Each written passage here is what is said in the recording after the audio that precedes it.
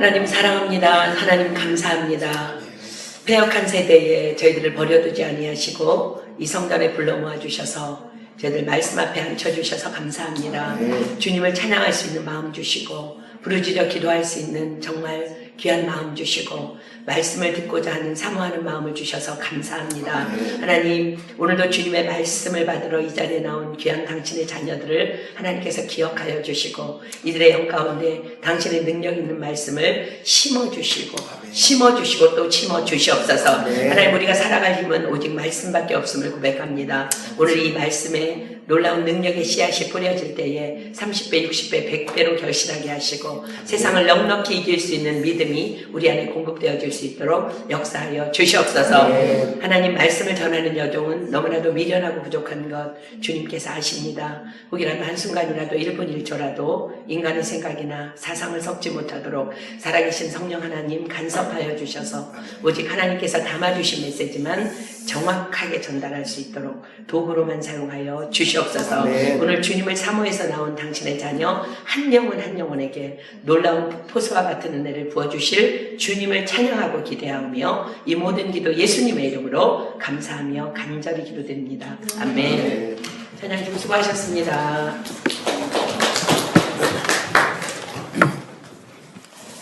사도행전 15장 35절로 41절 그리고 16장 16절에서 34절 우리 두 군데 보도록 하겠습니다.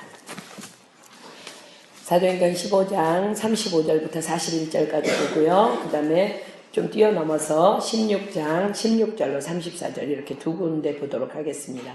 제가 먼저 읽겠습니다. 바울과 바나바는 안디옥에서 유하며 다수한 다른 사람들과 함께 주의 말씀을 가르치며 전파하니라.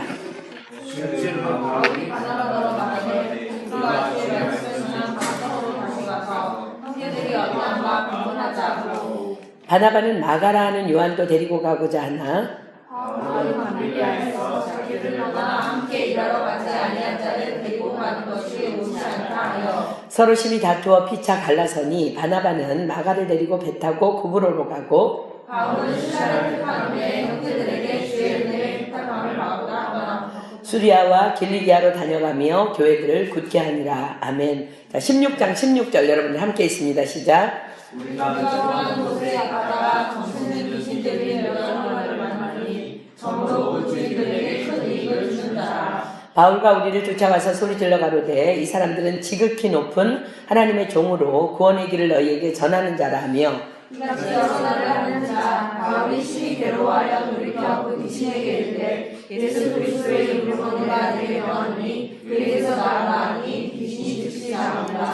종의 주인들은 자기 이익의 소망이 끊어진 것을 보고 바울과 실라를 잡아가지고 저자로 관원들에게 끌어갔다가 한간대 앞에 데리고 가서 말하되 이 사람들이 유대인인데 우리 성을 심히 요란하여 로마 사람인 우리가 받지도 못하고 행치도 못할 풍속을 전한다 하거늘 우리가 일제 일어나는 거라니 사람들이 옷을 찢어버리고 몸을 찢어하여 많이 친 후에 옥에 가두고 간수에게 분부하여 든든히 지키라 하니 그가 이러한 명령을 받아 그들을 깊은 옥에 가두고 그 가를 창고에 든든히 채웠더니 밤중쯤 되어 바울과 실라가 기도하고 하나님을 찬미하며 죄수들이 듣더라. 이에 갑자기 큰 지진이 나서 옥토가 움직이고 문이 벽하여 열리며 모든 사람의 것이 다 젖어진지라. 간수가 자다가 깨어 옥문들이 열린 것을 보고 죄수들이 도망한 줄 생각하고 검을 빼어 자결하려 하거늘 바울이 크게 소리쳐 이르되 내 몸은 상하지 말라 우리가 다 여기 있노라 하니 간수가 등불을 달라고 하며 뛰어들어가 무서워 떨며 바울과 실라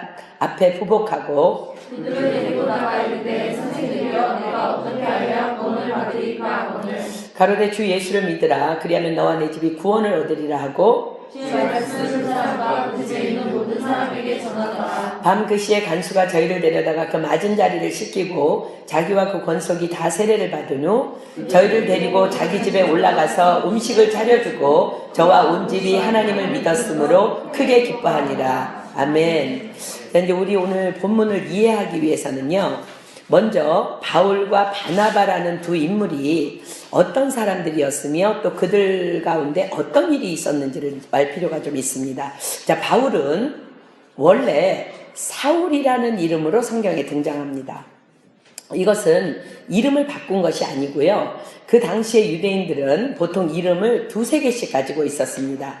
그것은 동족들 간에는 히브리어식 이름을 쓰고 바깥 세상에서는 헬라식 이름을 사용했기 때문입니다. 사울이라는 이름은 히브리식 이름이에요. 그리고 바울은 헬라식 이름입니다.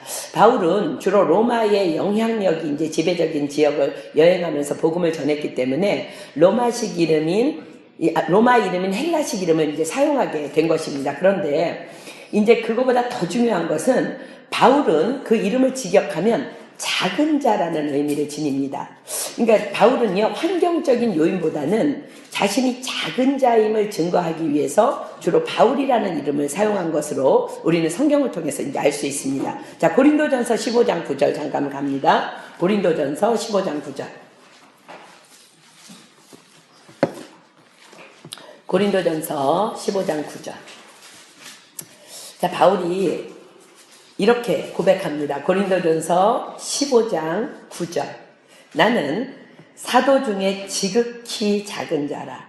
내가 하나님의 교회를 핍박하였으므로 사도라 칭함을 받기에 감당치 못할 자로라. 그런데요, 하나님의 은혜로 구원받아서 사도가 된 바울은요, 시간이 지나갈수록 또 복음을 전할수록 자신은 더 작은 자임을 절감합니다. 여러분들도 믿음 생활 할수록 변은 익을수록 고개를 숙인다는 말처럼 우리가 믿음 생활을 할수록요, 하나님 앞에서 나는 작은 자임을 고백하는 것이 지금 잘 우리가 믿음에서 성장하고 있는 거예요. 사도 바울은요, 이제 뭐 더 작은 자임을 절감하면서 이제는 방금 전에 우리가 본 성경에는 사도 중에 지극히 작은 자라는 고백에서 이제는 모든 성도 중에 지극히 자라는 고백을 하기에 이릅니다. 자, 에베소서 3장 8절로 9절 볼게요. 에베소서 3장 8절로 9절. 에베소서 3장 8절로 9절. 자기 자신은 사도들 중에서 가장 작은 자라고 고백했어요. 그런데 신앙생활을 할수록, 복음을 전할수록, 믿음 생활을 할수록 자기는 이제는 크리스찬 중에 제일 작은 자라고 고백합니다. 에베소서 3장 8절로 9절. 모든 성도 중에 지극히 작은 자보다 더 작은 나에게 이 은혜를 주신 것은 측량할 수 없는 그리스도의 풍성을 이방인에게 전하게 하시고 영원부터 만물을 창조하신 하나님 속에 감추었던 비밀의 경륜이 어떠한 것을 드러내게 하려 하십니다. 자, 사도행전을 기록한 제자 누가는요, 바울 옆에서 그것을 너무나 잘 알았어요. 바울의 성품을. 그래서 사울의 이름을 어느 순간부터 바울로 바꾸어서 이제 기록하기 시작합니다. 자, 사도행전 13장 9절 볼까요? 그 시점이 사도행전 13장 9절입니다.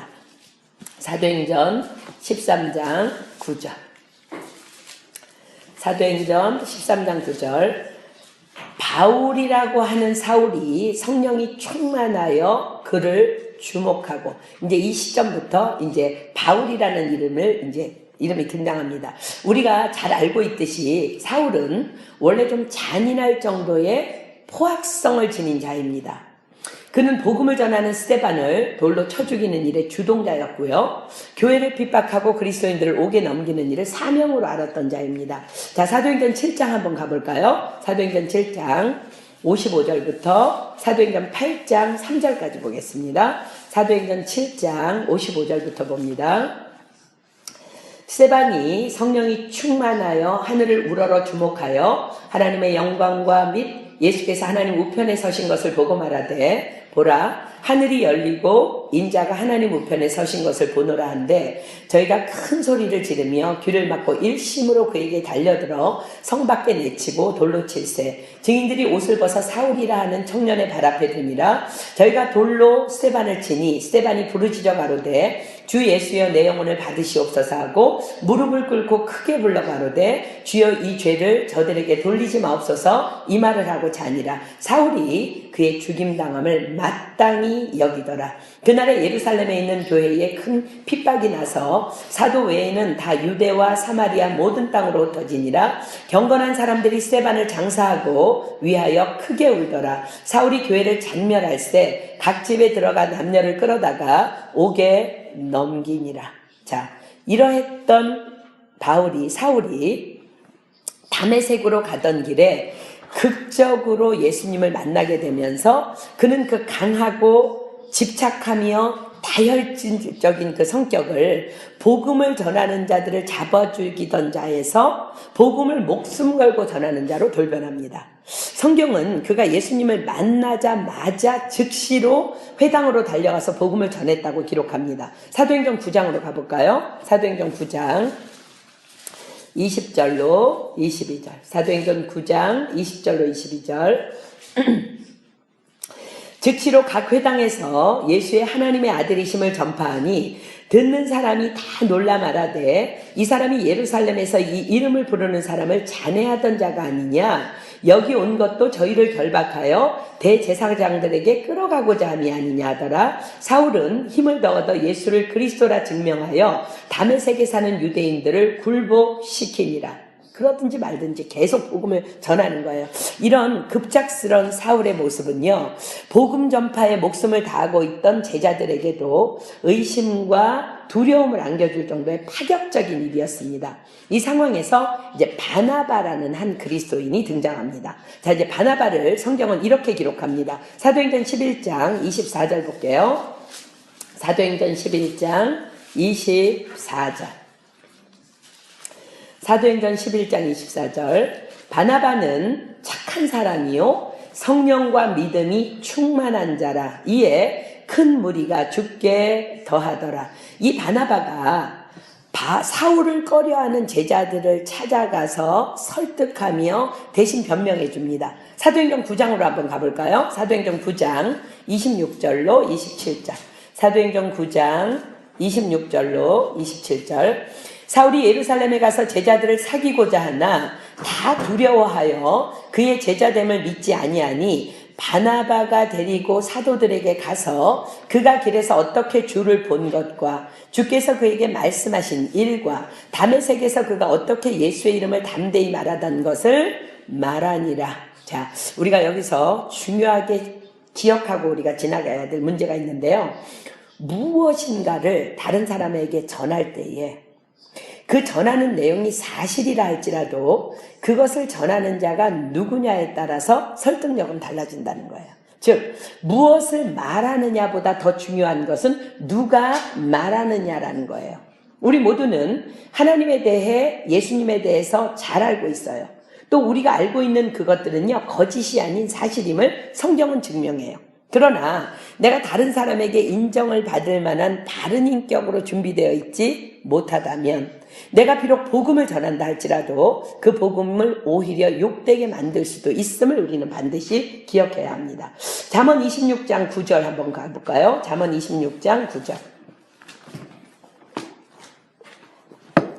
잠언 26장 9절. 잠언 26장 9절 봅니다. 미련한 자의 입의 잠언은 술 취한 자의 손에 든 가시나무 같으니라. 자, 성경의 잠언은요, 잘 꿰어놓은 진주 목걸이로 비유합니다. 하나님의 지혜의 말씀을 모아놓은 아름다운 인생의 지침서라는 얘기예요. 그 잠언 말씀도 미련한 자가 말하면 마치 가시같이 찌르면서 상처 줄 수 있다는 말이에요. 우리는 술이 잔뜩 취해서 몸도 못 가누면서 자식들을 앞에다 앉혀놓고 훈계하는 한국의 아버지들을 많이 알고 있습니다. 본인은 온갖 거짓을 다 동원해서라도 세상의 유익을 손에 쥐어보려고 몸부림치면서 자식들에게는 공부 열심히 해라, 열심히 살아라, 성실해야 한다, 정직하라 훈계하는 어리석은 주변의 부모님의 모습들을 우리는 너무나 많이 보면서 자라왔어요. 그런데 이제 문제는요, 그런데 오늘의 주인공 사울은 이제 더 이상 옛사람이 아니에요. 이젠 그리스도 안에서 복음으로 완전히 변화되었고 새 사람이 되었어요. 그러나 그의 옛사람을 잘 알고 있는 주변 사람들은요, 그를 용납하기에는 너무 난감했습니다. 그러나 착하고 성령과 믿음이 충만한 사람 바나바의 그 사울에 대한 대변은 제자들을 설득하기에 너무나 충분했습니다. 왜 그랬을까요? 바나바는 성경에 기록된 대로 착하고 성령과 믿음이 충만한 자였기 때문에 그렇습니다. 바나바를 향한 성경의 기록을 한번 다시 가보겠습니다. 사도행전 11장 24절로 26절 보겠습니다. 사도행전 11장 24절로 26절. 사도행전 11장 24절로 26절 다시 볼게요. 자, 바나바에 대한 기록을 여러분들이 자세히 보세요. 바나바는 착한 사람이요 성령과 믿음이 충만한 자라 이에 큰 무리가 죽게 더하더라. 바나바가 사울을 찾으러 다소에 가서 만남에 안디옥에 데리고 와서 둘이 교회에 1년간 모여 있어 큰 무리를 가르쳤고 제자들이 안디옥에서 비로소 그리스도인이라 일컬음을 받게 되었더라. 자, 바나바는요 이렇게 기록해요. 첫째는 착한 사람, 둘째는 성령과 믿음이 충만한 자라고 기록합니다. 자, 착한 사람, 착하다는 게 뭘까? 착하다는 거. 그냥 뭐 물렁물렁 해가지고 이래도 흥 저래도 흥 그 착한 거 아니고요. 착하다는 것은요 성경에서 반드시 이렇게 두 가지로 짝을 이루어서 성경은 기록해요. 첫째는 착하고 좋은 마음, 둘째는 착하고 충성된 자. 꼭 충성된 자 앞에는 착한 것이 붙고요 좋은 마음 앞에는 착한 것이 붙어요. 그러니까 지금 이제 착하다는 것을 한번 보겠습니다. 누가복음 8장 15절 가겠습니다. 누가복음 8장 15절. 오늘 여러분들 전부 착한 사람 되기를 축복합니다. 누가복음 8장 15절. 누가복음 8장 15절. 좋은 땅에 있다는 것은 착하고 좋은 마음으로 말씀을 듣고 지키어 인내로 결실하는 자니라. 즉 착하다는 것은 좋은 마음을 가졌다는 거예요. 좋은 마음이라는 것은 말씀을 듣고 끝나는 것이 아니라 듣고 지키며 또 인내하여 결실하는 자라는 거예요. 자, 인내하여 결실한다는 것. 예수님께서 이렇게 설명하십니다. 마태복음 7장으로 가보겠습니다. 마태복음 7장 24절로 27절. 인내하며 결실하는 자. 어떤 사람들일까? 마태복음 7장 24절로 27절. 제가 했습니다. 그러므로 누구든지 나의 이 말을 듣고 행하는 자는 그 집을 반석 위에 지은 지혜로운 사람 같으리니 비가 내리고 창수가 나고 바람이 불어 그 집에 부딪히되 무너지지 아니하나니 이는 주초를 반석 위에 놓은 연고요. 나의 이 말을 듣고 행치 아니하는 자는 그 집을 모래 위에 지은 어리석은 사람 같으리니 비가 내리고 창수가 나고 바람이 불어 그 집에 부딪힘에 무너져 그 무너짐이 심하니라. 자, 비가 내리고 창수가 나고 바람이 불어 그 집에 부딪히되 무너지지 아니하는 것. 이게 이제 인내로 결실하는 건데 이것을 우리가 지금 3주째 공부하고 있는 야고보서 1장 2절로 4절에 기록된 여러 가지 시험을 만나거든이라는 말이에요. 이것은 비가 내리고 우리의 영 가운데 우리의 삶 가운데 창수가 나고 바람이 불어 그 집에 부딪히되 무너지지 아니하나니 이것은 야고보서 1장 2절로 4절 우리 한번 다 피겠습니다.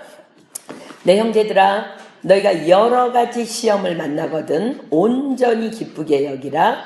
이는 너희 믿음의 시련이 인내를 만들어내는 줄 너희가 알미라.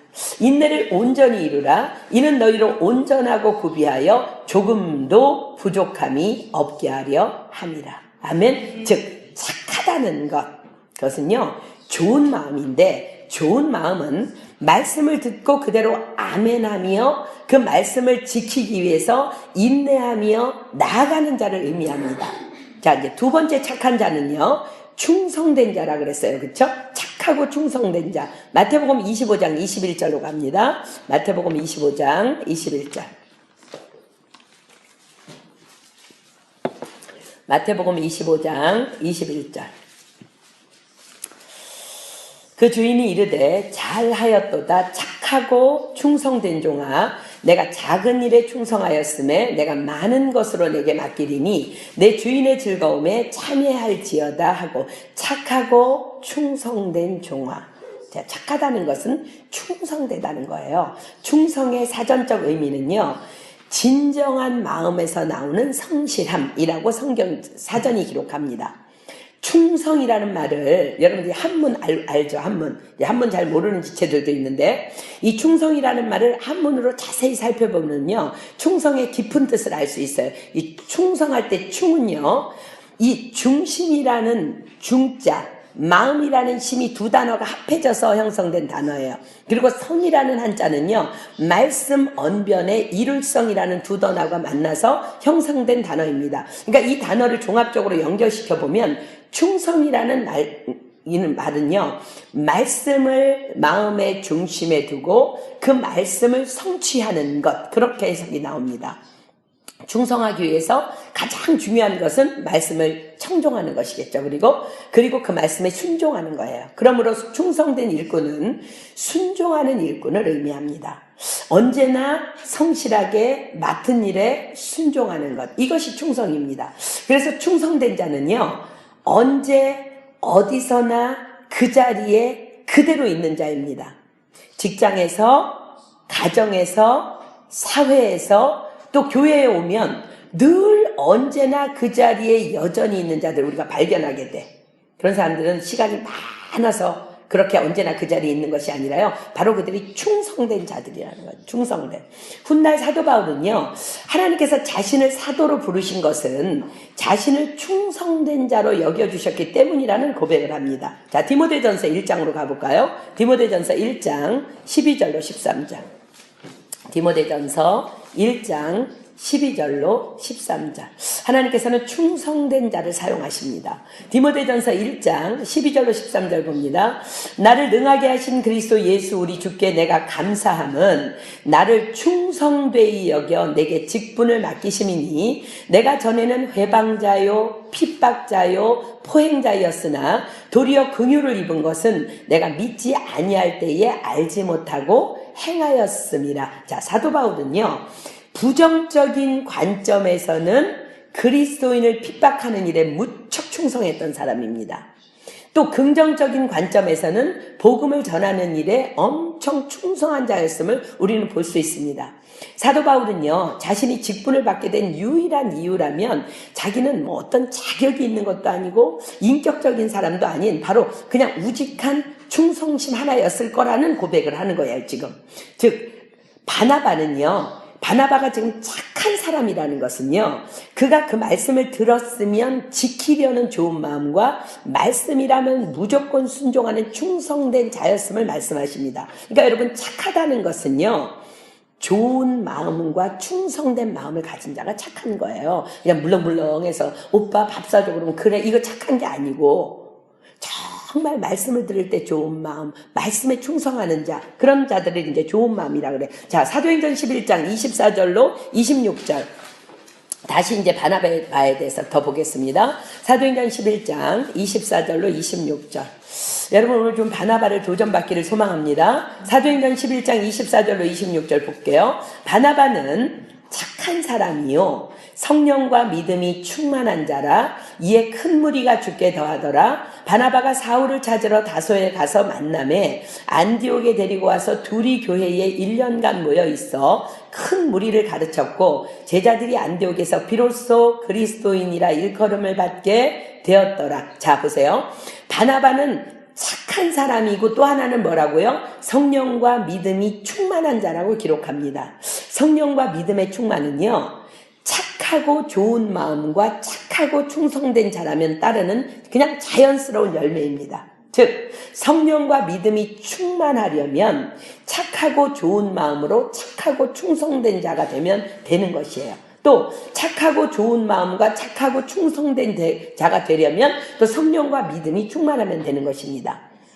닭이 먼저냐, 계란이 먼저냐, 물이 100도가 되어야 끓으느냐, 끓으니까 100도냐, 뭐 이런 질문과 똑같은 맥락입니다. 바나바의 믿음의 모습이요, 얼마나 아름다웠는지 지금 여러분들 다 그 장면 피고 있죠. 바나바의 모습과 달게 처음으로 저들은 그리스도인이라는 칭호를 받게 됩니다. 그러니까 즉 그리스도인이라는 말은요, 크리스천 스스로가 만들어낸 말이 아니라요, 세상 사람들이 크리스천의 모습을 보고 감동해서 일컫게 된 영광의 칭호입니다. 자, 여러분들은 다른 사람들로 하여금 그리스도인이라고 불려지고 있는지 여러분들 한번 자신을 생각해 보세요. 저는 오늘 말씀을 통해서 다시 바른 그리스도인으로 회복되기를 예수님의 이름으로 축복합니다. 아멘. 아무튼 사도 바울은요, 이 착한 사람 바나바에 의해서 제자들 간의 믿음의 사람으로 또 동역자로 인정받기 시작됩니다. 그리고 오늘의 이제 드디어 읽은 본문의 사건이 이제 전개됩니다. 자, 이제 본문으로 가보겠습니다. 사도행전 15장 35절부터 보겠습니다. 사도행전 15장 35절. 자, 바울과 바나바는 안디옥에서 유하며 다수한 다른 사람들과 함께 주의 말씀을 가르치며 전파하니라. 수일 후에 바울이 바나바더러 말하되 우리가 주의 말씀을 전한 각 성으로 다시 가서 형제들이 어떠한가 방문하자 하니, 자, 바울은 아마도 자신들에 의해 복음을 받아서 하나님의 자녀된 형제들의 안부가 많이 궁금했던 것 같아요. 이들이 믿음에 잘 살고 있는지, 기도는 열심히 하고 있는지, 성경은 읽고 있는지, 또 이웃과의 관계는 어떤지 너무 궁금했던 것 같아요. 그래서 바나바에게 다시 각 성을 방문할 것을 제의합니다. 자, 이제 우리 교회가 각 지방교회를 순회하면서 그들을 격려하고 위로하며 함께 기도하며 말씀을 나누는 이유이기도 합니다. 자, 37절 봅니다. 이제 그렇게 바울이 가자 그랬더니 바나바가 이렇게 얘기합니다. 바나바는 마가라 하는 요한도 데리고 가고자 하나 바울은 밤빌리아에서 자기를 떠나 한 가지로 일하러 가지 아니한 자를 데리고 가는 것이 옳지 않다 하여. 자, 사도행전 13장에 가볼까요? 사도행전 13장 13절로 14절. 사도행전 13장 13절로 14절.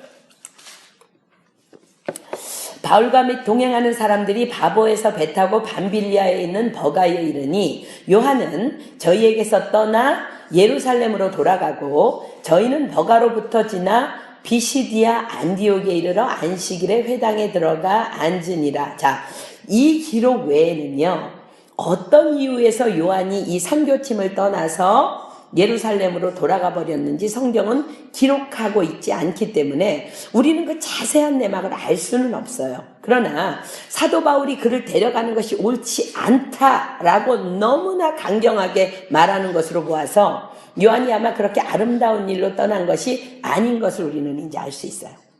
그러나 바나바의 마음은요, 아마도 요한이 다시 선교팀에 합류할 수만 있다면 그 복음 전파의 현장에서 그의 믿음이 다시 회복될 수 있지 않을까? 그래서 이제 그걸 기대했기 때문에 바울에게 이제 같이 데리고 가자고 합니다. 그랬는데 바울이 강경하게 NO! 데리고 갈 수 없어 라고 얘기합니다. 자, 39절 봅니다. 서로 심히 다투어 피차 갈라서니 바나바는 마가를 데리고 배 타고 구브로로 가고자. 서로 심히 다투어 피차 갈라서니. 성경에 기록되지 않았으면 참 좋을 것 같은 내용이 여기에 들어있어요. 그죠? 우리가 유추해 볼 수 있는 한 가지는요, 바나바가 착한 사람이라고 성경이 기록해요. 그런 그가 성질을 부리면서 바울과 함께 언성을 높여서 다투지는 않았을 것이라는 것입니다. 아마도 복음으로 거듭나기는 했지만 여전히 옛 성품이 살아있던 바울이 흥분을 이기지 못하고 분을 내면서 거품을 품었던 것으로 우리는 볼 수 있어요. 자, 잠언 26장 4절로 5절 한번 가볼까요? 잠언 26장 4절로 5절. 잠언 26장 4절로 5절. 잠언 26장 4절로 5절. 잠언 26장 4절로 5절 제가 읽습니다. 미련한 자의 어리석은 것을 따라 대답하지 말라. 두렵건대 내가 그와 같을까 하노라. 미련한 자의 어리석은 것을 따라 그에게 대답하라. 두렵건대 그가 스스로 지혜롭게 여길까 하노라. 이 말은요, 그냥 싸우지 말라는 거예요. 그냥 한마디로 이 말씀 분석하지 말고요. 자, 바나바가 바울에게 이렇게 얘기합니다. 바울, 우리 요한도 데려갑시다. 바울이 성질을 부립니다. 아니, 그런 사람을 왜 데려가는 겁니까? 지 싫으면 떠나고 이제는 또 와갖고 함께 합류하겠다고 그럽니까? 그러니까 바울, 우리가 품읍시다. 여보시오. 품을 일이 따로 있지. 이 일은 복음을 전해야 하는 치열한 영적 전쟁이라는 것을 우리는 생각해야 합니다. 바울. 그러니까 우리가 더 요한을 데리고 가야죠. 안 됩니다. 그런 녀석을 데리고 갈 수는 없습니다. 데리고 가는 것은 결코 용납할 수 없습니다. 지금 심히 다투고 헤어졌다고 그랬어요. 잠언 29장 9절 한번 보겠습니다. 잠언 29장 9절. 잠언 29장 9절. 지혜로운 자와 미련한 자가 다투면 지혜로운 자가 노하든지 웃든지 그 다툼이 그침이 없느니라. 아마도 바나바는 이렇게 다투며 시간을 낭비하는 것보다는 또 이런 하나 되지 않은 마음으로 선교를 떠나는 것보다는 각각 최선을 다해 섬길 수 있는 현장으로 헤어져서 사역을 하는 것이 더 현명하다는 결정을 내린 것 같습니다. 그래서 바나바가 먼저 마가라는 요한을 데리고 배를 타고 떠나게 됩니다. 이거 끝이 없는 싸움일 것 같으니까 이제 떠났어요. 다른 사람 보기에는 분명히 다툼의 현장이었을 거예요. 그러나 하나님은요, 그 현장에서의 진실을 다 아시기 때문에 바나바는 착한 사람이요, 성령과 믿음이 충만한 자임을 의도적으로 성경에 기록하십니다. 무엇을 말씀하시길 원하셨을까? 바나바는 사도 바울을 변화시키기 위한 하나님의 선한 도구였음을 암시합니다. 그리고 바나바는요, 이 사건 이후에 사도행전에서 더 이상 언급되지 않습니다. 40절 볼까요? 바울은 실라를 택한 후에 형제들에게 주의 은혜의 부탁함을 받고, 실라는 왜 함께 갔을까? 이제 여러분들 아까 우리 본문 읽었듯이 바울과 실라가 이제 감옥에 갇히는 어려움을 당해, 그죠? 실라는 바울의 그딴 놈은 데리고 가면 안 돼, 그 전적으로 지지했던 거예요. 여러분들 주동자가 아니라도 지지하는 데에 문제가 있는 거 여러분들 반드시 기억해야 합니다. 41절, 수리아와 길리기아로 다녀가며 교회들을 굳게 하니라. 바나바가 요한을 데리고 떠난 후에 바울은 실라와 함께 이제 다시 선교여행을 떠납니다. 자, 이제 건너뜁니다. 16장으로 가겠습니다. 16장, 16절부터 보겠습니다. 이제 16장으로 이제 건너뛴 것은, 지금 이제 16장 16절부터는 이제 어떤 사건이냐면, 각 성을 다니면서 예수 그리스도의 몸된 교회를 돌보며 섬기는 사역을 감당하던 이제 바울과 실라는요, 하나님의 강권하심으로, 여러분들 그 기억나죠? 마게도냐 사람이 막 이리 와주세요, 막 이런 내용 알잖아, 그치? 강권하심으로 유럽으로 이제 건너가게 됩니다. 터키의 이스탄불은요, 이렇게 파리는 강을 사이에 두고 이렇게 도시가 있지만, 터키 이스탄불은 바다를 사이에 두고 한 도시가 두 지역으로 나누어져 있습니다. 바다 이쪽은 아시아이고 바다 저쪽은 유럽이에요. 그래서 이제 이스탄불은 아시아이기도 하고 유럽이기도 해요. 그래서 이제 아시아 공항이 있고 이제 유럽 공항이 있는데, 많은 터키 사람들이 그래서 자신도 유럽 사람이라는 이제 자부심을 갖고 있는 이유가 바로 그것입니다. 터키에서 우리가 이제 TD를 하는 장소는요, 아시아 쪽이에요. 그래서 이제 그쪽에서 소피아 성당이나 왕궁 쪽 관광을 위해서는 유럽 쪽으로 가는 크고 긴 다리를 이제 건너가게 되는데, 바로 그곳이 사도 바울이 지금 실라와 함께 하나님의 강권하심으로 유럽을 건너가던 지역이라고 우리 지난번에 이제 선교사님이 설명해 주시더라고요. 지금은 자동차로 다리를 건너지만 그때는 이제 배를 타고 그 바다를 건너서 이제 유럽으로 들어갔을 거예요. 바울과 실라는 드디어 이제 유럽으로 들어가는 관문인 마게도냐의 첫 성인 빌립보에서의 사역을 이제 시작합니다. 이제 오늘 이제 이 사건은 빌립보에서 일어난 일이에요. 그곳에서 이제 안식일이 되었어요. 빌립보에 들어갔는데, 그래서 그들은 예배를 드리기 위해서 기도하는 곳, 즉 성전이나 회당이 있나 이렇게 찾아 나섭니다. 자, 16절부터 볼게요. 우리가 기도하는 곳에 가다가 저 많은 귀신 들린 여종 하나를 만나니 점으로 그 주인들을 크게 이하게 하는 자라. 자, 저 많은 귀신 들린 여종. 성경은요, 귀신 들린 자들이 귀신이 하는 이야기를 듣고 짓거리는 것이 바로 점치는 것이라고 지금 성경이 기록하는 거예요. 어떤 모양이든지 점은 다 귀신의 사역입니다. 그들이 저 많은 여종을 만나게 됐는데, 그 여자는 점으로 돈을 많이 벌어서 그의 주인에게 물질적인 유익을 많이 주고 있었다는 거예요. 귀신이 귀신같이 맞춘다는 말 여러분들 들어봤어요? 응? 그런 말 있지, 그치? 우리가 반드시 그런 말에 속지 말아야 할 것은, 귀신은요, 절대로 내가 드러내지 않은 것은 모른다는 것을 여러분 알아야 돼요. 그러면 귀신이 어떻게 귀신같이 알아맞힐까? 다 내가 정보 흘린 거지, 내가. 줄줄줄줄 내가 흘리고 다닌 거예요. 귀신은 영이에요. 그런데 오만 대를 다 돌아다니면서 우리의 삶을 훔쳐봐요. 다 귀신이. 지금 여기도 있어, 여기도 훔쳐보는데, 그런데 귀신의 약점은요, 내가 밖으로 말하거나 행동하지 않은 것은 결코 알 수 없어. 여러분 그 분명히 기억해야 돼. 누군가가 죽이고 싶도록 미워. 그런데 절대로 입 밖에 내지도 않고 표정도 감추고 산다면 하나님은 아시지만 귀신은 절대로 모릅니다. 그래서 일본 사람들이 70살까지 하이 하이 하고 살다가 이혼하는 거야. 남편이 깜짝 놀라는 거야. 절대로 표정을 짓지 않았기 때문에. 귀신 절대 몰라요. 언제 알을까? 언제 안다고? 그러면 미워, 꼴보기 싫어 말할 때, 눈을 흘기면서 째려볼 때, 우리의 행동을 바라보고 있다. 그때 아는 거야. 여러분들이 왜 귀신에게 속아요? 바보같이 징징거리고 다니니까 다 흘리고 다니잖아, 정보들을. 그들이 그것을 다 알고 환경이나 상황을 만들어서 계속 공격하는 거야. 점치는 것 똑같은 원리예요. 여러분들 어떤 사람이 점치러 가요?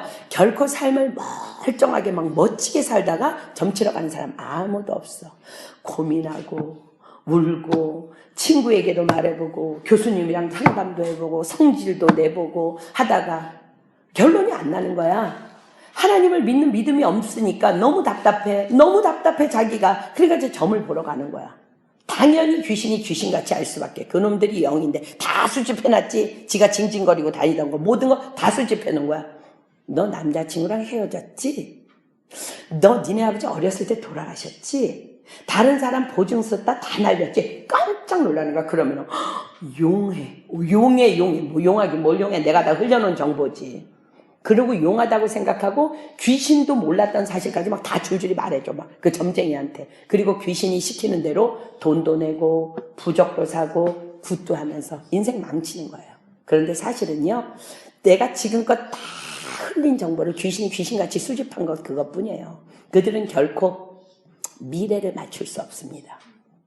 미래는 하나님만 결정하십니다. 그런데 거짓말로 미래를 예언해요. 그러면은 내 과거를 다 맞췄어, 저 사람이. 그러니까 미래도 말한 거야 라고 속고는 그 말한 그것이 올무가 되어서 꼭두각시 인형처럼 그렇게 그 귀신의 예언에 내 삶을 맞추어 가면서 살아가다가 지옥불로 들어가는 거예요. 당신은 어떤 사고를 당할 거야, 막 이렇게 얘기를 하는 거야. 그러니까 부적을 사, 돈을 내, 막 구술해야 돼. 사람은요 다 사고 당할 수 있어. 다 사고 당할 수 있어. 그런데 아이고 용해 막 소개해 주는 거 아니야. 그 사람 용하다고. 용해 내가 그 사람이 사고 난다는데 사고 났어. 그러면서 속는 거예요. 사랑하는 여러분, 속지 마십시오.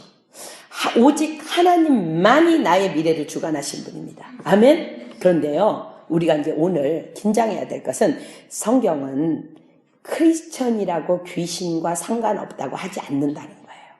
우리가 점만 안 보러 간다 뿐이지. 자, 에베소서 4장 27절. 에베소서 4장 27절. 에베소서 4장 27절. 성경이 뭐라고 기록하는지 한번 볼까요? 에베소서 4장 27절.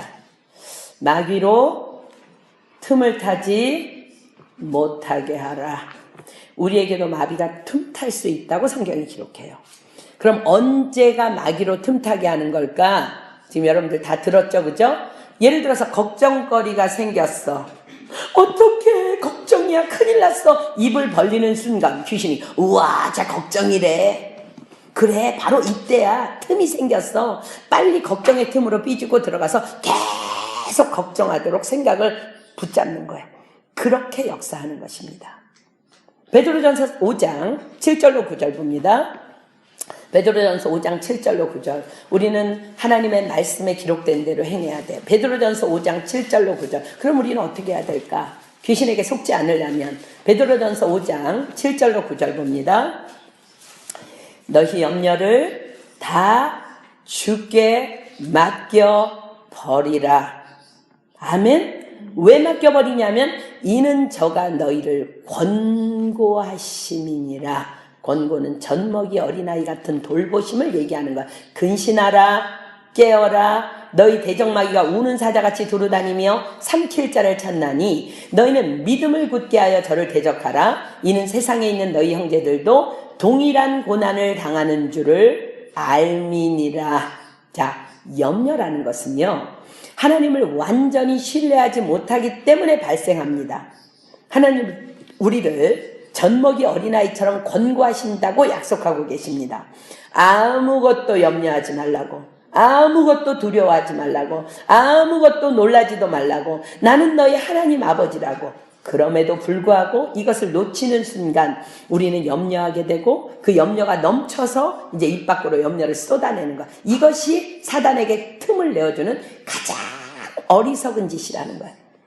귀신은 호시탐탐 우리를 노리고 있다가 내가 입을 열어 불평과 한숨과 불만과 수군수군 하기만 하면 바로 낚아챘다가 나를 넘어뜨리는데 도구로 사용합니다. 그래서 우리는 이제 새해부터 이런 기도를 하고 있잖아요. 여호와여, 내 입 앞에 파수꾼을 세우시고 내 입술의 문을 지키소서. 아멘. 그러나 그보다 우리가 더, 귀신보다 더 두려워해야 될 대상은 누구예요? 하나님이세요. 왜 그래요?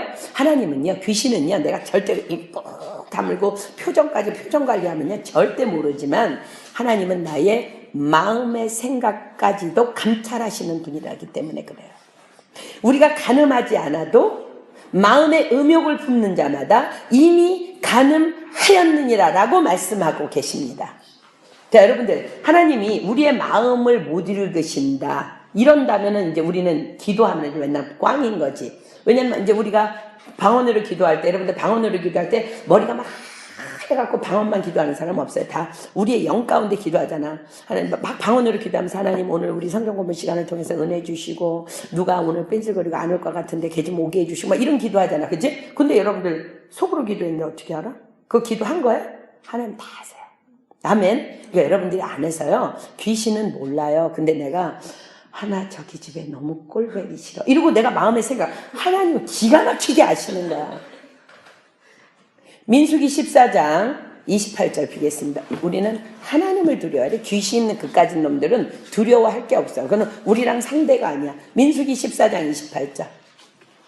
민수기 14장 28절. 하나님은 내 마음의 소리까지 다 들으세요. 입 벌려 얘기하는 거 말고 내 마음의 소리까지. 아멘. 자, 민수기 14장 28절. 그들에게 이르기를 여호와의 말씀에 나의 삶을 가리켜 맹세하노라. 너희 말이 내 귀에 들린 대로 내가 너희에게 행하리니. 우리의 심령의 언어까지 다 듣고 계시다는 거야. 자, 우리의 마음과 입 하나님 앞에 산재물로 바쳐져야 함을 반드시 기억하십시오. 근데 우리의 입에서 왜 튀어나와요? 마음에 가득한 것이 튀어나오는 거야. 그러니까 마음과 입이 동시에 나가는 거죠. 자, 잠언 18장 가겠습니다. 잠언 18장 20절로 21절. 잠언 18장 20절로 21절.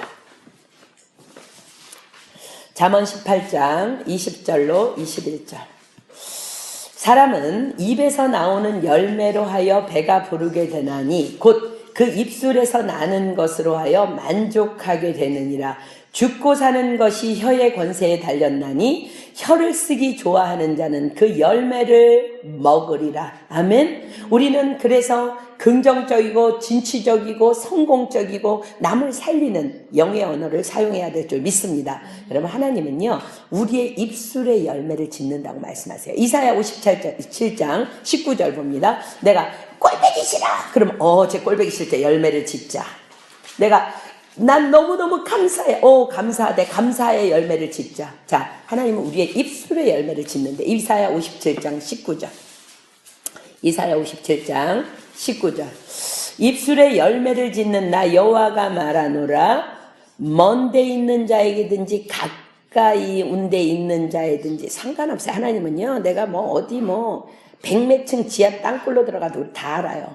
평강이 있을지어다 내가 그를 고치리라 하셨느니라. 여러분, 반드시 하나님은 내 입술에 열매를 짓는 여호와라는 것을 반드시 기억하십시오. 아멘. 얼마 전에 보니까 누가 재밌는 글을 올렸어요. 시어머니가 너무너무 독해.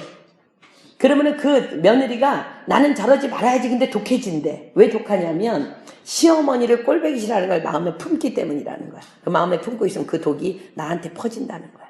그래서 내가 독한 사람으로 변화된다는 거야. 여러분들 털어내야 돼.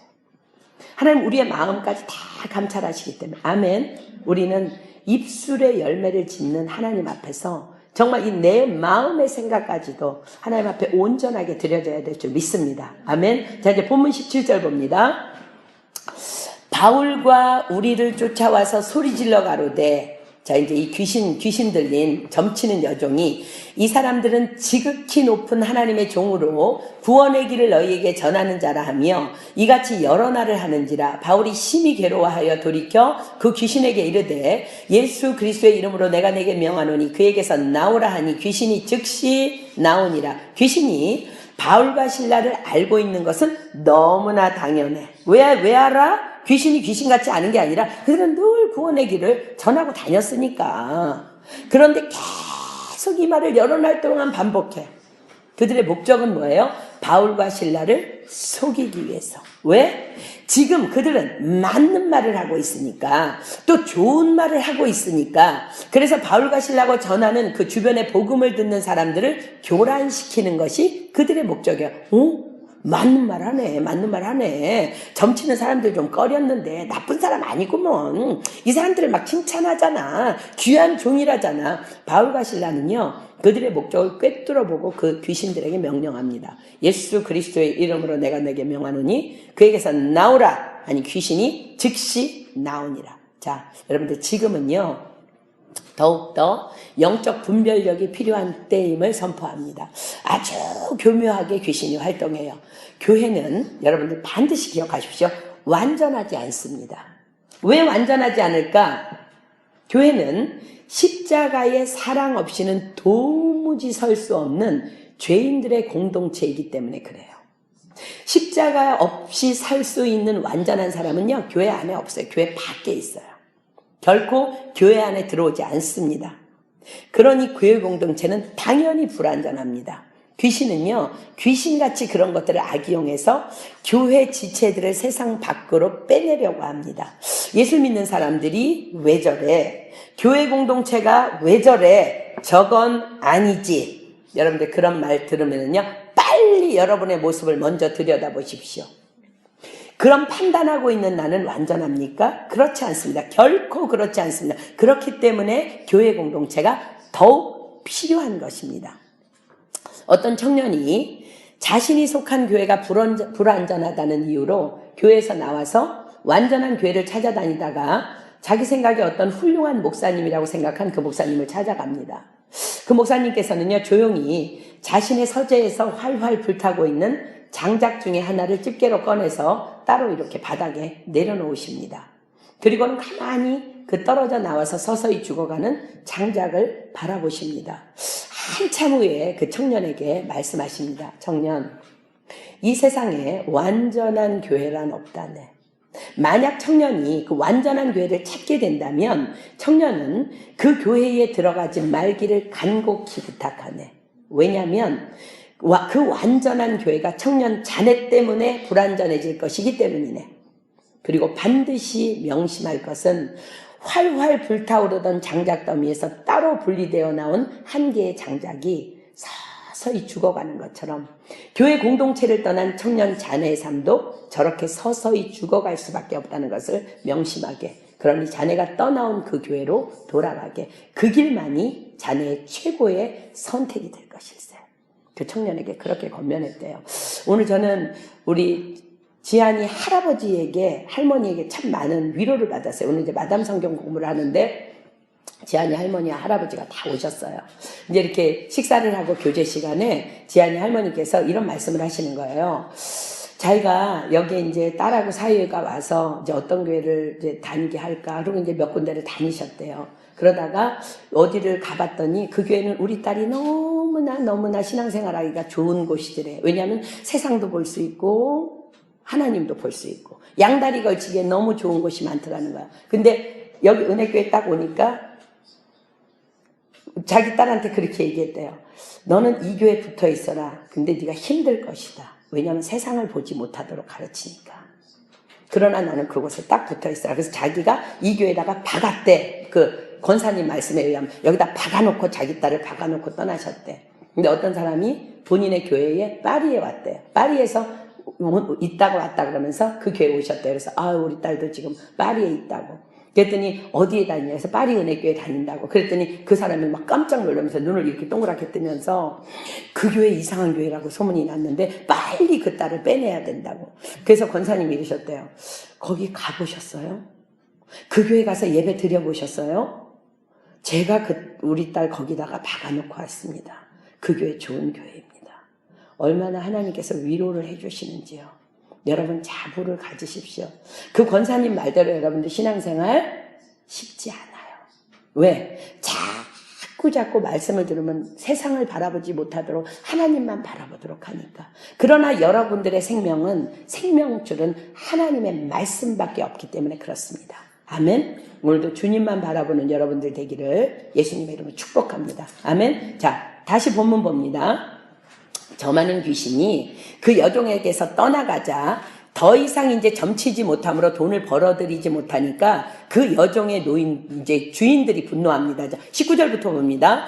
종의 주인들은 자기 이익의 소망이 끊어진 것을 보고 바울과 실라를 잡아가지고 저자로 관원들에게 끌어갔다가 상관들 앞에 데리고 가서 말하되 이 사람들이 유대인인데 우리 성들을 심히 요란케 하여 로마 사람인 우리가 받지도 못하고 행치도 못할 풍속을 전한다 하거늘 무리가 일제히 일어나 송사하니 상관들이 옷을 찢어 벗기고 매로치라 하여 많이 친 후에 옥에 가두고 간수에게 분부하여 든든히 지키라 하니 그가 이러한 명을 받아 저희를 깊은 옥에 가두고 그 발을 착고에 든든히 채웠더니. 자, 바울과 실라는 복음을 전하다가요 옷을 찢김을 당하고 벗김을 당하고 매질을 당하고 채찍으로 때림을 받고 거의 반 죽은 상태. 이거 그냥 팽개쳐놔도 죽어있는 사람인데 그런 상태의 깊은 감옥, 이것은 철저한 햇빛과의 차단을 의미합니다. 깊은 감옥에 그것도 쇠사슬로 꽁꽁 묶임을 당한 채 많은 간수들의 감시하에 갇히게 됩니다. 자, 우리가 지금 사도 바울이 지금 이제 이런 형편에 처했어요. 우리 말고 지금 이제 여러분들 이제 상상해 보세요. 우리가 아니라요. 사도 바울이 지금 이러한 형편에 처해 있어요. 저 여러분이 아니고 우리는 이제 사도 바울의 수준이 안 되니까 우리 입장에서 말고 사도 바울의 입장에서 여러분들 한번 생각해 보세요. 사도 바울은 지금 이 앞에서 이 고난 앞에서 어떤 생각을 하고 있었을까? 어떤 생각을? 아마도 우리 생각에는 훌륭한 사도 바울이니까 고난 앞에서 말씀을 생각했을 거예요. 그 말씀을 붙잡고 참고 견뎠을 거야. 자, 우리가 생각할 수 있는 어떤 말씀들일까? 한번 이제 몇 개 찾아보겠습니다. 마태복음 5장 10절로 12절. 마태복음 5장 10절로 12절. 여러분들 이제 지금 정확하게 여러분들도 고난의 때에 기억해야 될 말씀이니까 여러분들 이제 잘 받으십시오. 마태복음 5장 10절로 12절. 의를 위하여 핍박을 받은 자는 복이 있나니 천국이 저희 것임이라. 나를 인하여 너희를 욕하고 핍박하고 거짓으로 너희를 거스려 모든 악한 말을 할 때에는 너희에게 복이 있나니 기뻐하고 즐거워하라. 하늘에서 너희의 상이 큼이라. 너희 전에 있던 선지자들을 이같이 핍박하였느니라. 로마서 12장 14절 사도 바울의 고백입니다. 로마서 12장 14절 로마서 12장 14절 너희를 핍박하는 자를 축복하라. 축복하고 저주하지 말라.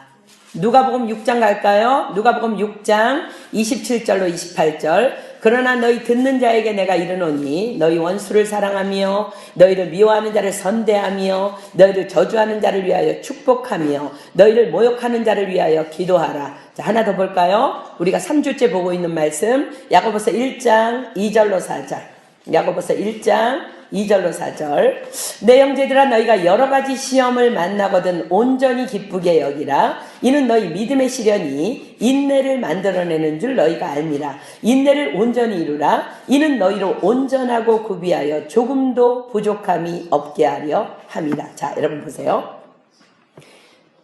우리가 생각하기에 사도 바울 정도의 믿음이라면 당연히 이 말씀을 붙잡아야 하는 것이 정답입니다.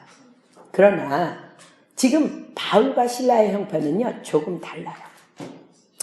이런 말씀의 적용도 웬만큼 숨을 쉴 정도가 돼야 가능해요. 그죠? 그래서 우리는요, 우리가 죽음 직전까지 가보지 않고는 남들의 신앙에 대해서 사실 이러쿵저러쿵 할 수는 없는 것입니다. 지난번 우리 간증해 주신 김진규 교수님도 아플라면 지대로 아파봐야 한다고 말씀하신 것처럼 지금 바울과 실라는 이런 말씀을 생각할 여력이 없어요. 죽도록 지금 매맞은 거야. 죽도록. 지금 반 죽은 상태야. 왜 바로 죽음이 임박했습니까?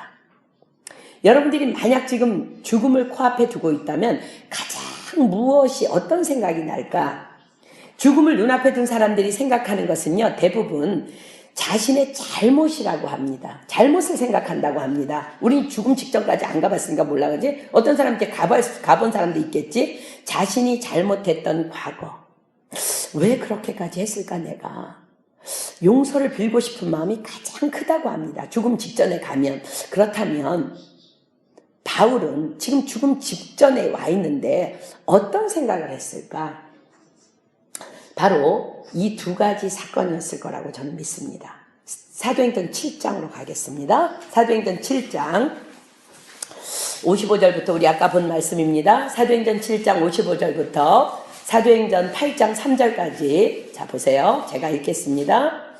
사도 바울이 지금 착고에 채워서 죽어가면서 생각했을 한 가지 사건이라고 저는 생각합니다. 스데반이 성령이 충만하여 하늘을 우러러 주목하여 하나님의 영광과 및 예수께서 하나님의 우편에 서신 것을 보고 말하되 보라 하늘이 열리고 인자가 하나님 우편에 서신 것을 보노라 한데 저희가 큰 소리를 지르며 귀를 막고 일심으로 그에게 달려들어 성 밖에 내치고 돌로 칠세 증인들이 옷을 벗어 사울이라 하는 청년의 발 앞에 두니라. 저희가 돌로 스데반을 치니 스데반이 부르짖어 가로되 주 예수여 내 영혼을 받으시옵소서 하고 무릎을 꿇고 크게 불러 가로되 주여 이 죄를 저들에게 돌리지 마옵소서 이 말을 하고 자니라. 사울이 그의 죽임당함을 마땅히 여기더라. 그날에 예루살렘에 있는 교회에 큰 핍박이 나서 사도 외에는 다 유대와 사마리아 모든 땅으로 흩어지니라. 경건한 사람들이 스데반을 장사하고 위하여 크게 울더라. 사울이 교회를 잔멸할세 각 집에 들어가 남녀를 끌어다가 옥에 넘기니라. 또 한 가지 사건 사도행전 15장으로 가겠습니다. 사도행전 15장 36절로 41절 사도행전 15장 36절로 41절 수일 후에 바울이 바나바더러 말하되 우리가 주의 말씀을 전한 각 성으로 다시 가서 형제들이 어떠한가 방문하자 하니 바나바는 마가라 하는 요한도 데리고 가고자 하나 바울은 밤빌리아에서 자기들을 떠나 한 가지로 일하러 가지 아니한 자를 데리고 가는 것이 옳지 않다 하여 서로 심히 다투어 피차 갈라서니 바나바는 마가를 데리고 배 타고 구브로로 가고 바울은 실라를 택한 후에 형제들에게 주의 은혜에 부탁함을 받고 떠나 수리아와 길리기아로 다녀가며 교회들을 굳게 하니라. 자, 죽음 앞에서 이 두 가지 생각을 하면서 주님, 참 제가 잘못한 일이 많네요. 이런 고난 당해도 싸네요. 이것보다 더한 고통 가운데 있었을 텐데 스데반은 어떻게 나를 위한 긍휼과 용서의 기도를 아버지께 올려드릴 수 있었을까요? 그런데도 나는 지금 죽을 것 같아서 하나님께 고통을 호소하고 있네요. 주님, 나의 그 포악성까지 다 끌어안아준 바나바에게 내가 어떻게 감히 그 은혜를 원수로 갚을 수 있었을까요? 나를 용서해주고 나를 사랑해준 그들을 어떻게 내가 이렇게 아프게 할 수 있었을까요? 요한이 뭘 그렇게 잘못했다고? 나랑 비유하면 난 그에 비해 짐승만도 못한 자인데 주님은 누구든지 그리스도 예수 안에 있으면 새로운 피조물이라면서 나를 완전한 용서로 안아주셨는데 요한 앞에서 내가 하나님이 되었었네요. 내가 재판관이네요. 하나님이 용서하신 것을 나는 용서 못한다면서 괴악한 교만의 죄를 저지르고도 모르고서 잘난 척하며 복음을 전한다고 내가 설치고 다녔네요. 만약 여러분들이 다른 사람의 과거의 잘못이나 실수를 들추어내면서 그는 그렇기 때문에 안 되라고 사울처럼 말한다면 여러분은 지금 하나님의 자리에 스스로 올라가 있는 것입니다. 우리는 소스라치게 놀라면서 회개해야 합니다. 고린도후서 5장 17절은 그런즉 누구든지 그리스도 안에 있으면 새로운 피조물이라. 이전 것은 지나갔으니 보라 새 것이 되었도다. 하나님께서 약속의 말씀을 주십니다. 바울은 통곡합니다. 아니, 예수님께서 나 같은 놈 때문에 십자가에 찢기셨는데 나는 나라는 놈은 어떻게 이런 놈일까요? 이것은 하나님 고난이라고 할 수가 없습니다. 나는 마땅히 형벌받은 죄인임을 정말 주님 나는 고백합니다.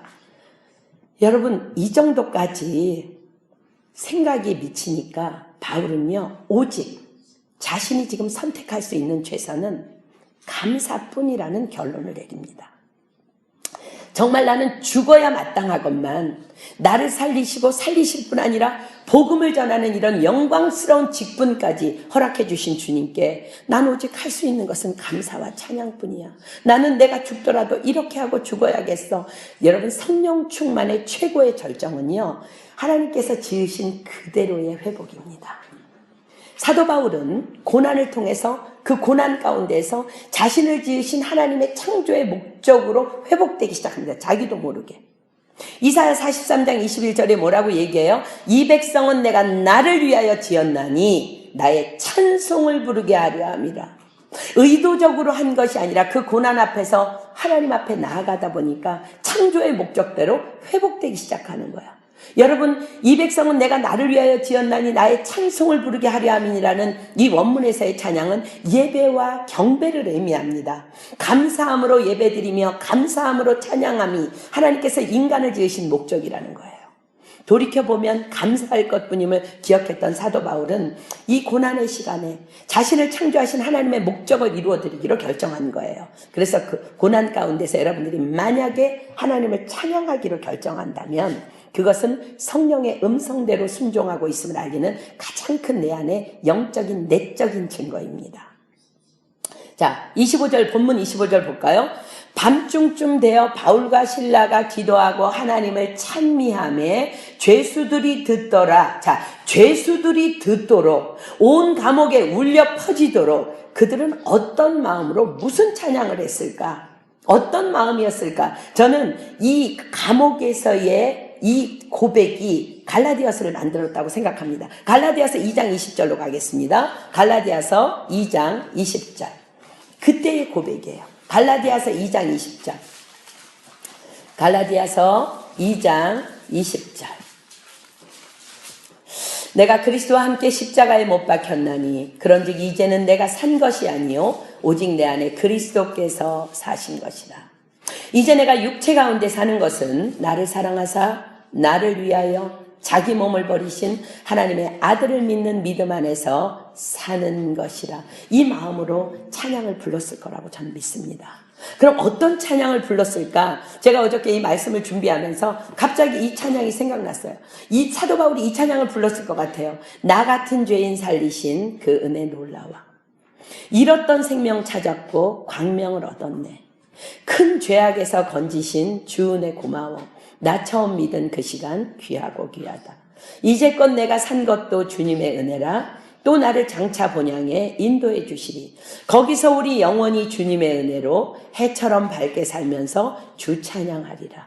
찬양하면서 영이 회복하기 시작한 바울과 실라의 영 안에서 드디어 이제 그때부터 말씀들이 살아서 역사했을 거예요. 아까 제가 우리가 온전한 믿음의 사람이라면 우리는 고난 앞에서 이 말씀을 붙잡아야 된다고 했던 그 말씀들이 아까까지는 그 죽음 앞에서 생각나지 않았는데 정말 자기가 그 죽음 앞에서 하나님 앞에 절규하다가 두 가지 사건들을 기억하면서 하나님을 찬양하다가 영이 회복되기 시작하니까 이제 말씀들이 내 안에서 살아나기 시작하는 거야. 여러분들이 아까 찾은 말씀 제가 읽습니다. 의를 위하여 핍박을 받은 자는 복이 있나니 천국이 저희 것입니다.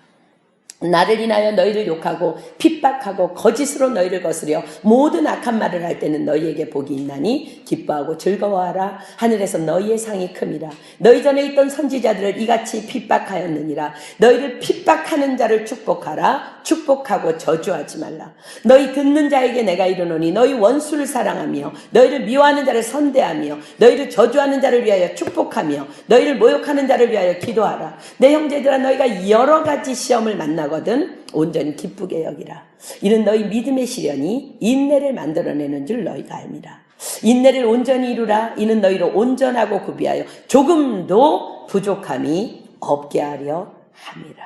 아멘. 26절 볼까요? 이에 호련히, 여러분들이 하나님 앞에 그 고난의 시간에 하나님의 창조의 목적대로 찬양할 수만 있다면 여러분들에게도 이 사건이 일어나게 될 줄 믿습니다. 이에 호련히 큰 지진이 나서 옥토가 움직이고 문이 곧 다 열리며 모든 사람의 매인 것이 다 벗어진지라.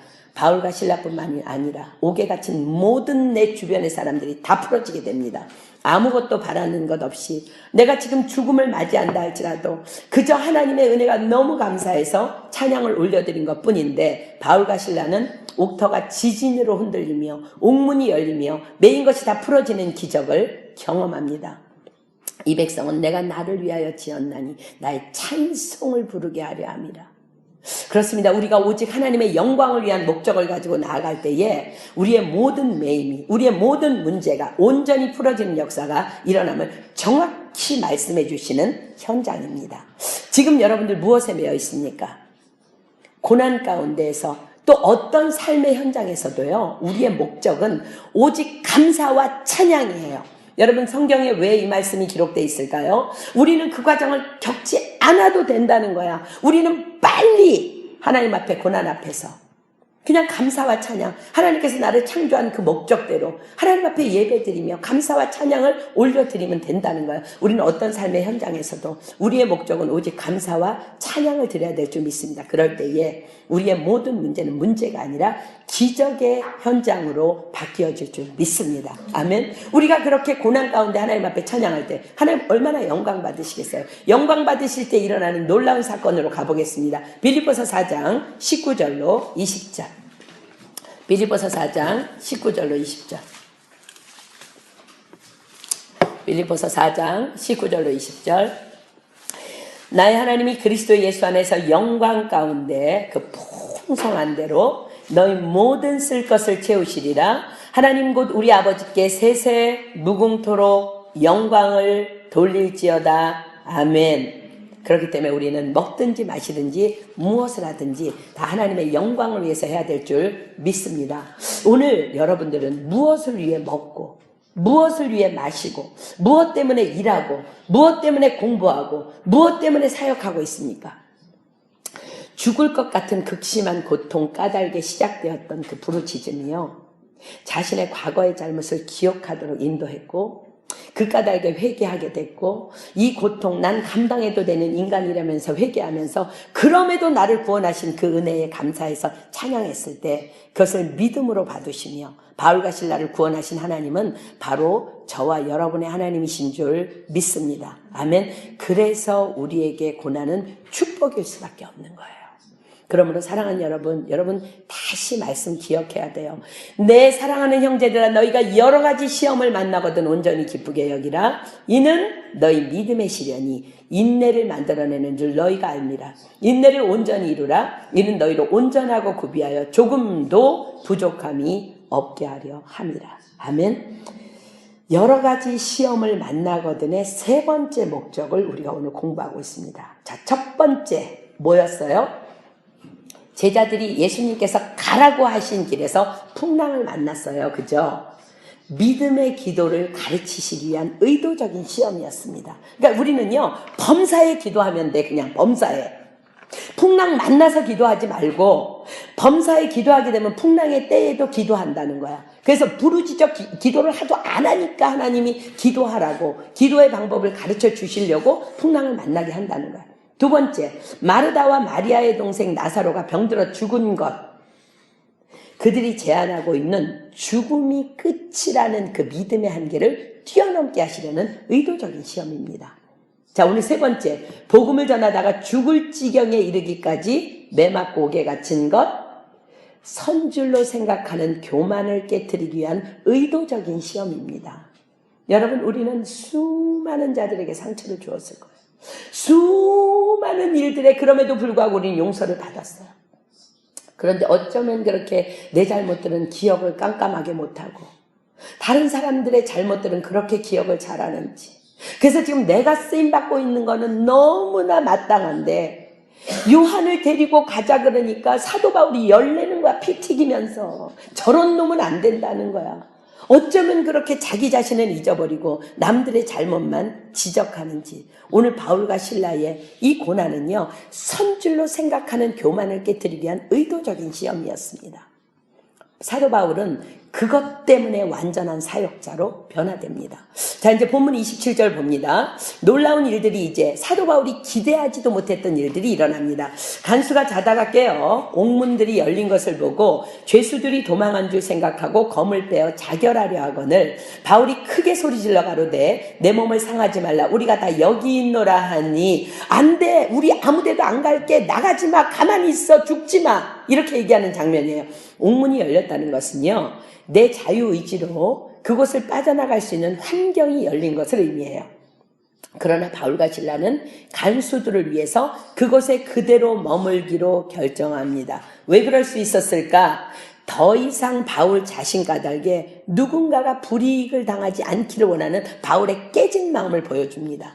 자신도 허물을 용서받은 자야. 스데반의 일로, 요한의 일로 얼마나 바나바까지 너무나 많은 사람을 아프게 하면서 살았었는지, 이제는 더 이상 나라는 사람 때문에 다른 사람들이 불이익을 당하지 않도록 해야만 한다는 바울의 변화된 인격입니다. 바울이 추록을 한다면 간수들은 분명히 죽음을 당해야 할 것이 뻔하기 때문입니다.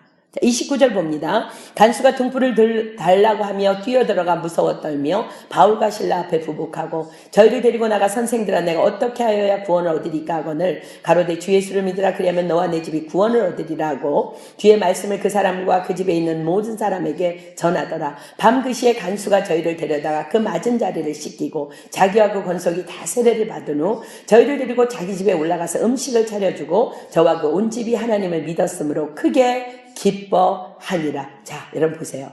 바울과 실로가 감옥에서 한 일은요, 오직 죽을 것 같은 고통 속에서 하나님을 찬양한 것뿐이에요. 그것밖에 안 했어요.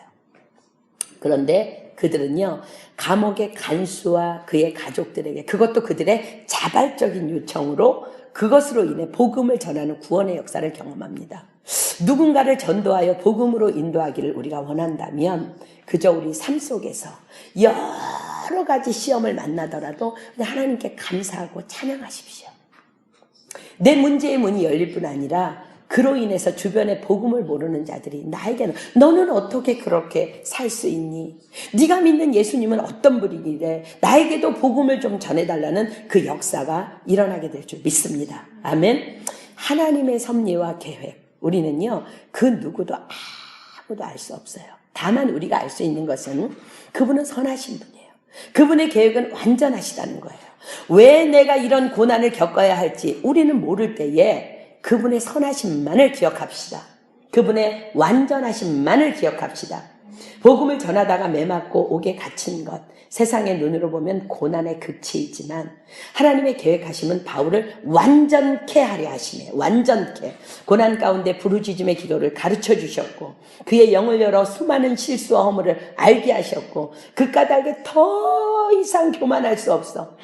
나는 사도 중에 가장 작은 자야. 아니, 나는 이제 크리스찬 중에 가장 작은 자. 계속해서 교만이 깨져요. 그 까닭에 도무지 그 사건 때문에 교만할 수가 없는 거야. 다만 찬양할 수밖에 없는 죄인임을 알게 하셔서 결국 주님을 찬양하게 하셨고 그로 인해서 하나님이 영광 받으시고 옥문이 열리는 기적과 그로 인해 수많은 영혼들을 전도하는 구원의 역사를 주님은 일으키셨습니다. 그냥 바울의 찬양으로. 그냥 지으신 목적 그대로의 그냥 찬양 그것 때문에 그거를 일으키신 거예요. 우리는 시험과 고난의 과정을 통과할 것입니다. 그런데 다만 찬양하십시오. 오늘 하나님께서 그것을 우리에게 알려주시길 원합니다. 범사에 그냥 감사하십시오. 항상 기뻐하십시오. 그리고 쉬지 말고 기도하십시오. 그러면서 다만 주님만을 찬양하면 되는 것입니다. 우리는 미련해요. 그러나 주님은 지혜로워. 그냥 찬양하면 돼. 우리는 이해할 수 없지만 놀라운 하나님의 축복을 그러는 자들마다 날마다 보게 될 줄 확신합니다. 여러분들 기억하십시오. 우리 지난주에 공부했던 마리아와 마르다는요, 주께서 여기 계셨다면 내 오라비가 죽지 아니하였겠나라는 고난 앞에서의 자신의 각본을 가지고 있어서 이렇게 했다면, 내가 이렇게 했다면, 내가 옛날에 이렇게 했다면, 여러분들 과거의 각본 다 내려놓으십시오. 우리는 고난 앞에서 이러이러했더라면 이라는 하나님을 향한 나의 각본을 내려놓아야만 하나님이 역사하실 수 있습니다. 하나님의 능력을 제한하지 마십시오. 그것은 하나님의 능력을 제한하는 무서운 불신앙의 결과를 가져오게 된다는 것을 반드시 기억하십시오. 다만 우리가 기억해야 될 것은 로마서 8장 28절 가겠습니다. 로마서 8장 28절. 로마서 8장 28절. 어떤 상황에서도 여러분들 그냥 이것만 기억하세요. 로마서 8장 28절. 우리가 알거니와 하나님을 사랑하는 자 곧 그 뜻대로 부르심을 입은 자들에게는 모든 것이 합력하여 선을 이루느니라. 아멘. 우리가 고난이 없을 때도 고난이 올 때도 범사에 하나님이 지으신 창조의 목적대로 하나님을 찬양하고 예배하기를 결정한다면 우리는 그 모든 고난인 짧게 기도하면서 하나님께서 영을 열어주시고 모든 것을 회복시켜 주실 줄 믿습니다. 바울과 실라는 자신의 모든 죄를 용서해 주신 하나님 앞에서 무조건 하나님의 선하심만을 바라보기로 결정하였기 때문에 결국은 모든 것을 합력하여 선을 이루시는 하나님의 역사, 옥문이 열리는 역사를 맛보게 된 것입니다. 자, 야고보서 1장 2절로 4절 다 피겠습니다. 우리 마지막으로 함께 정말 하나님 나는 이렇게 살고 싶습니다. 다시 한번 합독하고 우리 찬양하고 기도하겠습니다. 야고보서 1장 2절로 4절 함께 한 목소리로 결단하는 마음으로 읽겠습니다. 시작. 내 형제들아 너희가 여러 가지 시험을 만나거든 온전히 기쁘게 여기라. 이는 너희 믿음의 시련이 인내를 만들어내는 줄 너희가 알미라.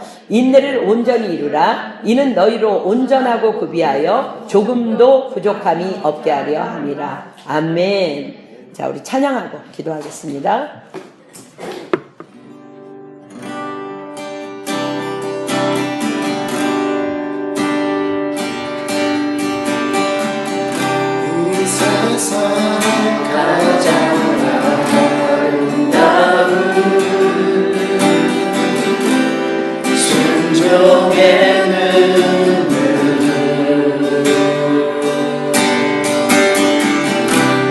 세상 다시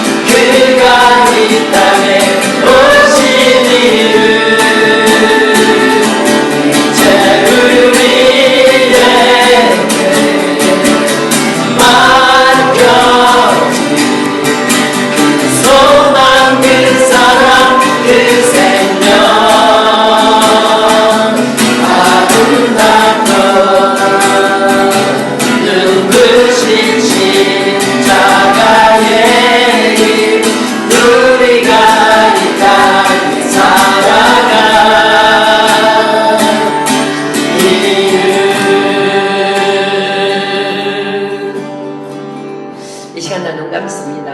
하나님은 우리를 하나님의 영광을 위해서 창조하셨고 하나님의 예배자로 부르셨고 하나님의 찬송을 부르라고 우리를 창조하셨습니다. 우리의 창조의 목적을 잃고 헤매는 죄인들을 구원하시기 위해서 예수 그리스도께서 십자가를 죽으시고 우리를 구원하셨습니다. 여러분, 그것 이상 여러분들에게 더 무엇이 필요합니까? 우리는 하나님의 창조의 목적대로 회복되어져야 합니다. 항상 기뻐하라, 쉬지 말고 기도하라, 범사에 감사하라. 이는 그리스도 예수 안에서 너희를 향하신 하나님 뜻입니다. 우리가 어떤 상황이든지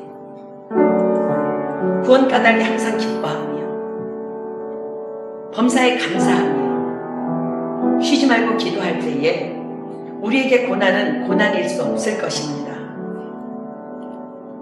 우리가 여전히 연약하고 부족하기 때문에 하나님은 우리를 완전케 하시기 위해서 우리에게 또 여러 가지 시험을 주실 수 있습니다.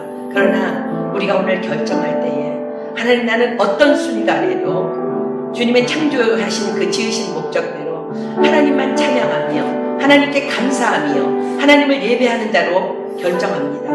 하나님, 나의 영을 열으시고 내가 그렇게 하나님 앞에 예배할 때에 수없이 범죄했던 그 모든 것들, 내가 잊고 있던 교만까지도 하나님께서 내 영을 열으셔서 나를 회복시키실 것을 믿습니다. 나는 그냥 하나님을 예배하겠습니다.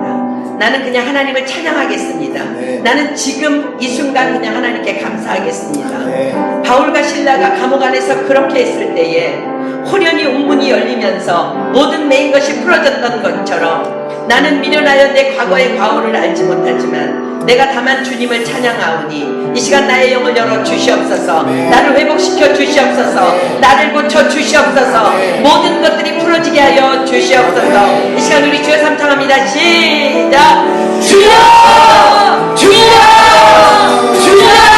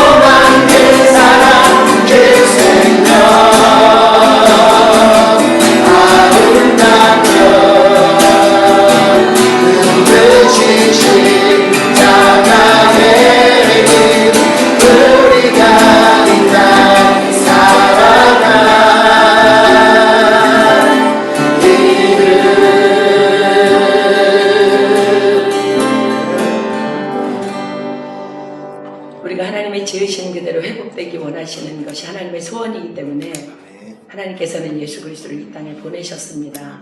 하나님은 지금도 여전히 우리가 회복되기를 원하십니다.